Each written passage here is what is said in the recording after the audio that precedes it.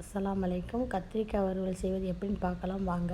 இஞ்சி கத்திரிக்காவை காம்பு பிச்சு நடுவில் பாதியாக கட் பண்ணிவிட்டு அதை 2-3 பீஸாக கீறி விட்ட மாதிரி போட்டு ஒரு வானிலையில் தண்ணி 1 டம்ளர் ஊற்றிட்டு அறுத்த போட்ட கத்திரிக்காவை போட்டுடணும்.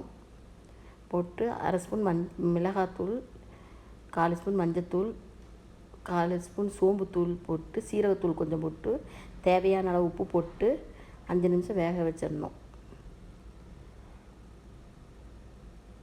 மூடி போட்டு வச்சிடணும். வெந்த பின்னாடி ஒரு வடச்சட்டியில் எண்ணெய் ஊற்றிட்டு வெந்த கத்திரிக்காய் போட்டு நல்லா ஃப்ரை பண்ணி எடுத்துடணும். சூப்பரான கத்திரிக்காய் வறுவல் ரெடி.